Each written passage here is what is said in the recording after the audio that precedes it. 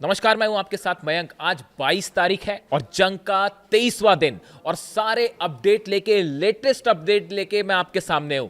देखिए, जो खबरें आ रही हैं इजराइल से, ईरान ने इजराइल पर अब तक का सबसे भयानक हमला किया है। इस वक्त की सबसे बड़ी खबर आ रही है इजराइल से, जहां पर ईरान ने इजराइल के डिमोना में 7 मिसाइलें दागी हैं। डिमोना वो जगह है जहां पर इजराइल का न्यूक्लियर सेंटर है। बिल्कुल ठीक सुना आपने, डिमोना वो जगह है जहां पर इजराइल का शिमोन पेरेज न्यूक्लियर सेंटर है। और बताया जा रहा है, जो तस्वीरें सामने हैं, कि ईरान ने 7 मिसाइलें दागी एक के बाद एक डिमोना में, जिससे वहां बड़ी तबाही की खबरें आ रही हैं। बताया जा रहा है कि वहां सैकड़ों लोग घायल हैं और कई लोगों की मौत की भी खबरें हैं। देखिए, एक के बाद एक कुछ घंटे के अंदर ही 7 बार हमले हुए हैं डिमोना में। और अभी देखिए, जो सबसे बड़ा सवाल यह है कि क्या इस न्यूक्लियर सेंटर के ऊपर भी मिसाइल गिरी है? क्या इजराइल का यह न्यूक्लियर सेंटर तबाह हुआ है या उसके कुछ हिस्से को क्षति पहुंची है? इसके बारे में अभी कोई पुख्ता जानकारी सामने नहीं आई है, किसी तरह का क्लेम सामने नहीं आया है। लेकिन एक बात साफ है, अगर इजराइल के इस न्यूक्लियर सेंटर पर खुर्रम शहर 4 जैसी मिसाइल गिर जाती है तो पूरे इजराइल को तबाह होने से कोई नहीं बचा सकता। इतना भयंकर रेडिएशन होगा कि शायद इजराइल का नामो निशान मिट जाए। देखिए, अभी जो खबरें और तस्वीरें सामने आई हैं उसके मुताबिक दिख रहा है, जो विजुअल्स में, कि एक बिल्डिंग के ऊपर आकर मिसाइल गिरी और वहां भयंकर धमाका हुआ। ये डिमोना की तस्वीरें हैं। देखिए, इजराइल का के 5 डिफेंस सिस्टम डिमोना में लगे हुए हैं ताकि यहां पे किसी तरह की मिसाइल ना गिरे, लेकिन उसको सबको फेल करते हुए, आयरन डोम को फेल करते हुए, arrow, David sling, third, patriot, सबको पीछे छोड़ते हुए इजराइल के इस न्यूक्लियर सेंटर के पास भयंकर धमाके हुए हैं और 7 मिसाइलें गिरी। और सबसे बड़ी बात देखिए, गौर करिए, कल नतांज पे हमले हुए थे, ईरान के न्यूक्लियर सेंटर पे हमले हुए थे, उसका बदला ले लिया ईरान ने और डिमोना सेंटर पर भयंकर हमले कर दिए। देखिए, ऐसा लग रहा है कि ईरान हर चीज का बदला ले रहा है। ईरान की गैस और ऑयल फील्ड्स पर हमले हुए, नतीजा यह हुआ कि अरब में जो है वो जितने गैस के और तेल के ठिकाने हैं वो सब जलने लगे।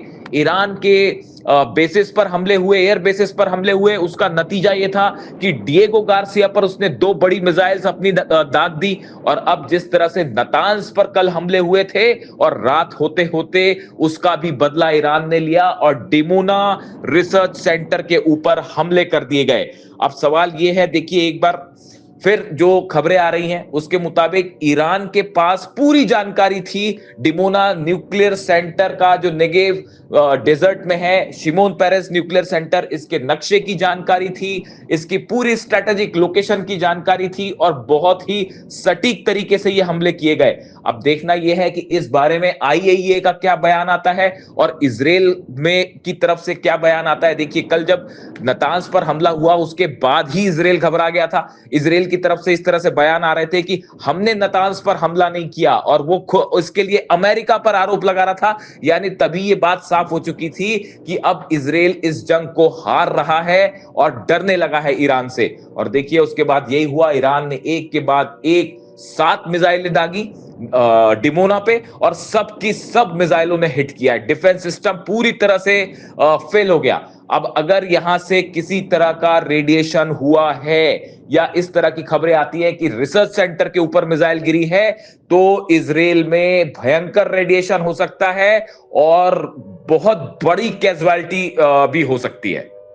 देखिए, पहले भी हमले होते रहे, आप तस्वीरें देख रहे होंगे, लेकिन पिछले 24 घंटे के अंदर, यानी 21 तारीख से 22 तारीख के बीच आज सुबह तक जो हमले ईरान ने किए हैं और जो तस्वीरें सामने आई हैं, इससे बड़ा हमला इतिहास में इजराइल पर कभी नहीं हुआ है। और जो तबाही मची है, आप एक बार लिस्ट गिनिए कि क्या क्या चीज़ें इजराइल में तबाह हुई हैं। और जो खबरें हमारे पास आ रही हैं अलग अलग सोर्सेस से, बेहद हैरान करने वाली, इजराइल के 2 पोर्ट जहां जहाज खड़े होते हैं वो पूरी तरह से तबाह कर दिए गए। उनके ऊपर खुर्रमशहर 4 मिसाइल ने सीधा हिट किया है। इसके अलावा इन पोर्ट्स पर जो नेविगेशन सेंटर्स होते हैं या इंजीनियरिंग सेंटर्स आप कह लीजिए, जहां से पूरा तकनीकी काम होता है, वो पूरी तरह से तबाह हो चुका है। हाइफा एक बार फिर, हाइफा का तो यह हाल हो गया है कि वहां पर हर दिन मिसाइल्स गिर रही हैं, हर दिन ड्रोन से हमले हो रहे हैं। आग लगती है, वो आग बुझाने की कोशिश चल रही होती है, इसके पहले दूसरा हमला हो जाता है, फिर उसको बुझाने की कोशिश होती है, फिर तीसरा हमला हो जाता है। हाइफा पर लगातार तीसरे दिन जो है वो ड्रोन अटैक्स और मिसाइल अटैक्स हुए हैं। इसके अलावा जो सबसे बड़ी खबर है, बताया यह जा रहा है कि बेन गुरियन एयरपोर्ट पर और नेवातिम बेस पर जो ईरान ने मिसाइल हमले किए हैं, उसमें ऐसा दावा हो रहा है कि 20 इजराइल के प्लेन जलकर खाक हो गए। देखिए, ये बहुत ही बड़ा दावा है और बहुत ही बड़ी खबर है। अगर ये खबर सच साबित होती है तो इससे बड़ा झटका इजराइल के लिए नहीं हो सकता। देखिए, पहले इस तरह की खबरें आई कि ईरान की तरफ से दावे हुए कि हमने कई अमेरिकी जेट गिरा दिए हैं। पहले अमेरिका ने उसको स्वीकार नहीं किया, लेकिन अब ये फैक्ट सामने आ चुका है कि 16 अमेरिकी जेट्स गिराए जा चुके हैं। इसी तरह से अब ये खबरें सामने आने लगी हैं कि जिस तरह के हमले हुए बेन गुरियन पोर्ट पर, उसमें पहले खबरें आई कि 3 जो है वो प्लेन जल के खाक हो गए। उनकी तो तस्वीरें भी सामने आ गई। लेकिन पिछले 24 घंटे के अंदर जो अटैक हुए हैं नेवातिम बेस पर और इसके अलावा बेन गुरियन पर, अलग अलग जगह जो हमले हुए हैं, वहां पर जहां से F-16 और F-35 जेट्स टेक ऑफ करते थे, उन जगहों पर चुन चुन के अब हमले हो रहे हैं। और बताया जा रहा है इजराइल के 20 जेट्स जो हैं, अलग अलग तरह के जेट्स जो हैं, उनमें आग लगने की खबर है। अगर ये दावा सच साबित होता है, ये इतिहास में इजराइल पर सबसे बड़ा हमला साबित होगा और सबसे बड़ा नुकसान। इसके अलावा आप देखिए, ट्रेन स्टेशंस जो हैं उन पर हमले हुए हैं। आपने देखा किस तरह से पहले ट्रेन स्टेशंस पर हमले हुए थे। उसके अलावा इजराइल के जो कम्युनिकेशन टावर्स हैं, जिनके जरिए कम्युनिकेशंस होते हैं, सेल फोन्स के या बाकी कम्युनिकेशन होते हैं, उन टावर्स को निशाना बनाया जा रहा है। और कई टावर्स ऐसे हैं जिन पर सीधे मिसाइल्स गिरे। कम्युनिकेशन जो सिस्टम है बुरी तरह से प्रभावित हुआ है इजराइल में। इसके अलावा जो सबसे भयानक कुछ तस्वीरें मैंने देखी, उसके लिए भयानक वर्ड ही सही है, कई हाई राइज बिल्डिंग्स। देखिए, कई विजुअल्स जो हैं वो जब तक हमारे सोर्स से कंफर्म नहीं होता हम उसको नहीं चलाते, लेकिन या कोई न्यूट्रल एजेंसी जब देती है तभी चलाते हैं। लेकिन जो तस्वीरें वहां से आ रही हैं, जो देखी मैंने तस्वीरें, कई ऐसी सरकारी हाई राइज बिल्डिंग्स हैं जो कि गवर्नमेंट इंस्टॉलेशंस थे या जहां पर किसी तरह का सेना से जुड़े कामकाज चल रहे थे। ऐसे जो हाई राइज बिल्डिंग्स हैं, उनके ऊपर सीधा हाइपरसोनिक मिसाइल्स हिट कर रही हैं। यानी आप देखिए, अगर 7 मिनट में कोई मिसाइल ईरान से ट्रैवल करके इजराइल आ जाए, तेल अवीव आ जाए, तो उसकी आप स्पीड सोचिए क्या होगी। वो आप देख ही रहे हैं और देखते देखते हाई राइज बिल्डिंग पर सीधा हिट करती है और पूरी हाई राइज बिल्डिंग तबाह। ऐसे कई हमले हो चुके हैं पिछले 24 घंटे के ऊपर इजराइल में। और बताया यह जा रहा है कि 7,500 से 8,000 इमारतें गिरने की खबर है इजराइल में। इस तरह के दावे हो रहे हैं कि 7 से 8,000 इमारतों को, घरों को नुकसान हो चुका है।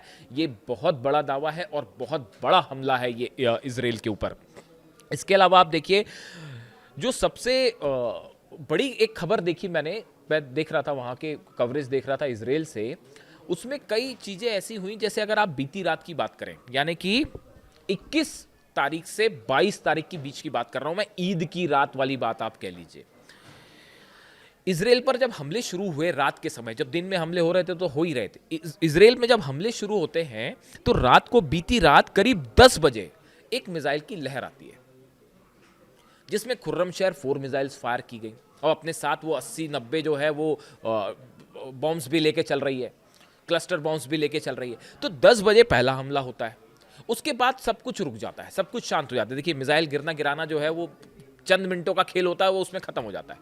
उसके बाद जो है सब कुछ रुक जाता है और रात को करीब 2:15 बजे, यानी देखिए एक हमला 10 बजे हुआ, उसके बाद 2:15 बजे, रात को 2:15 पर फिर एक मिसाइलों की लहर आती है। और इसमें जो है वो दूसरी तरह की मिसाइल्स, इमाद और कद्र मिसाइल्स जो है वो फायर कर दी जाती है। फिर वो मिसाइल आ गई। उसके बाद देखिए तीसरी लहर आती है सुबह करीब 5 बजे के आसपास। यानी आप देखिए, ऐसा लग रहा है कि मानो शिफ्ट में काम हो रहा है। जैसे ऑफिस में, दफ्तर में काम नहीं होता, हम लोग जैसे शिफ्ट में काम करते हैं, बिल्कुल उसी तरह से आप देखिए कितने प्रोफेशनल तरीके से ये वॉर लड़ रहा है ईरान, और मानो ऐसा लगता है कि शिफ्ट में काम हो रहा है। जो वो कहा गया था, जो बताया था मैंने आपको कि ईरान को जो है वो 31 यूनिट्स में डिवाइड कर दिया गया है, सबको अपनी मिसाइल दे दी गई हैं। जो मोजाइक पॉलिसी की जिसकी बात हो रही है 2007 में बनाई थी, ये अली खामेनी साहब के रहते रहते तैयार हो गया था ये तरीका। खामेनी साहब का विजन जो था वो ऐसी, उन्होंने इतने समय ईरान पर शासन नहीं किया, और आज जो ईरान इस मजबूती से लड़ रहा है उसकी नींव में है खामेनी साहब का विजन। वो सुप्रीम लीडर थे, रिलीजियस लीडर थे, लेकिन उसके साथ वो बेहतरीन प्लानर थे। यही बात मैं अपने विजुअल वीडियोस में कई बार मैंने कही है कि उनके जैसा क्लियर विजन, उन्हें कोई कंफ्यूजन नहीं था इस बात को लेकर कि अमेरिका हमारा दुश्मन है। देखिए कितनी सटीक बात कही थी उन्होंने। 1981 का इंटरव्यू था, शायद आप लोग देखें, मिल जाएगा आपको इंटरव्यू, कई लोगों ने देखा भी होगा। उनसे पूछा गया था कि दुश्मन नंबर 1 कौन है, उन्होंने जवाब दिया था अमेरिका। क्या क्लियर कट विजन था उनका, आप सोचिए। और उसी के हिसाब से उन्होंने तैयारी कर रखी। वो जानते थे कि ईरान पर हमला करेगा अमेरिका, और किस बारीक प्लानिंग के साथ हर चीज। देखिए आज इतने सारे लीडर्स मारे जाएं, अगर उसके बावजूद ईरान भारी पड़ रहा है अमेरिका पे और इसराइल पर, इससे बड़ा मतलब ये तो कुछ नहीं हो सकता, इससे बड़ा अचीवमेंट और कोई नहीं हो सकता। अब आप देखिए शिफ्ट में ऐसा लगता है कि प्लानिंग से हमले हो रहे हैं, और वो भी अलग अलग मिसाइल से। ये बिल्कुल वही तरीका है कि कमांडर्स को अलग अलग मिसाइल्स दे दी गई हैं, ड्रोन्स दे दिए गए हैं, और आप हमला करिए। और वो टाइम भी उनका तय है कि एक यूनिट 10 बजे हमला करेगी, दूसरी यूनिट जो है 2:15 बजे हमला करेगी, तीसरी यूनिट सुबह 5 बजे हमला करेगी, फिर उसके बाद दिन में अलग यूनिट हमला करेगी। शिफ्ट में हमला हो रहा है। अब इसराइल रोके इन हमलों को तो कैसे रोके, कोई चांस ही नहीं है। और वो जो जितने डिफेंस सिस्टम थे उनका तो डब्बा गोल हो गया, आयरन डोम का तो वाकई डब्बा गोल हो गया है। वो कैसे वो फेल हो चुका है। पूरे इसराइल का आसमान जो है अब वो ईरान के कब्जे में, जब चाहे जहां चाहे वहां हमले हो रहे हैं, और भयानक हमले हो रहे हैं। अब वो मिसाइल्स फायर हो रही हैं जो भारी मिसाइल्स हैं। पहले जो है वो तो सब मामला हल्का चल रहा था क्योंकि वो इंटरसेप्टर्स खत्म करने थे, अब वो खत्म हो गए। मिसाइल्स खत्म हो गई जो रोकती हैं, काउंटर मिसाइल्स करती है, जो इंटरसेप्टर मिसाइल्स हैं वो खत्म हो गई। अब उसके बाद भारी मिसाइल्स गिर रही हैं। अब क्या तो खुर्रमशहर 4 को आप रोकोगे, और क्या फतेह 2 को रोकोगे, और क्या सेजिल मिसाइल को रोकोगे। अब इसका नतीजा ये है कि पूरे इसराइल में आप देखिए कि सड़कों पर मिसाइल्स गिर रही हैं, हाईवेज जो हैं उन पर मिसाइल गिर रही हैं, वो अलग अलग जगह पर ट्रैफिक रोक दिया गया है। पूरी रात इसराइल में सायरन बजते हैं, पूरी रात इसराइल में सायरन। हमारे जो रिपोर्टर्स हैं वहाँ पर, वो जब हमें फीडबैक देते हैं, पूरी रात भर सायरन बजते रहते हैं। और कई बार तो ये होता है कि सायरन बाद में बजता है, मिसाइल पहले गिर जाती है। अब जब आप सोचिए कि वो तेहरान से चली मिसाइल 7 मिनट के अंदर वो तेहरान में गिर जा रही है, तो क्या तो सायरन बजेगा। वो जैसी सायरन बजे उसके पहले मिसाइल गिर गई। कई बार तो ये हो रहा है कि सायरन बाद में बज रहा है, मिसाइल पहले गिर रही है। अब डोनाल्ड ट्रंप इसराइल को बचाएं तो कैसे बचाएं भाई। जिब्राल्टार फोर्ट भेजा था कि वो बचाएगा, वो जिब्राल्टार फोर्ट में खुद ही में आग लग गई, और वो खुद वहाँ से हट चुका है। इसलिए एक्सपर्ट्स कह रहे हैं कि ट्रंप ने अब इसराइल को भरोसे पे छोड़ दिया है कि अब आप ही निपटो ईरान से। जो प्लानिंग थी बड़ी कि अमेरिका के इंटरसेप्टर्स इसराइल की रक्षा करेंगे, वो पूरी प्लानिंग फेल हो चुकी है। डिफेंस प्लानिंग जो थी वो पूरी तरह से ध्वस्त हो चुकी है। अब ट्रंप ने इसराइल को इसराइल के भरोसे छोड़ दिया है, नेतन्याहू के भरोसे छोड़ दिया है कि अब आप खुद लड़िए, कैसे लड़ते हैं।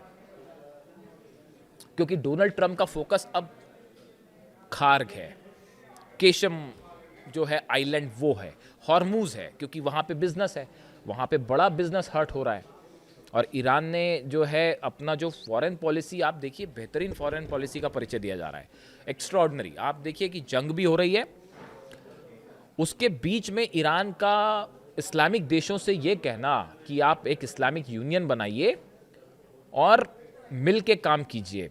मतलब ये देखिए ईरान ने ना सिर्फ ये साबित कर दिया कि हम इसराइल को हरा सकते हैं, हम अमेरिका पे भी भारी पड़ रहे हैं, और हमने आप पर भी हमले किए हैं, अब अगर बचना है तो हमारे साथ आ जाओ।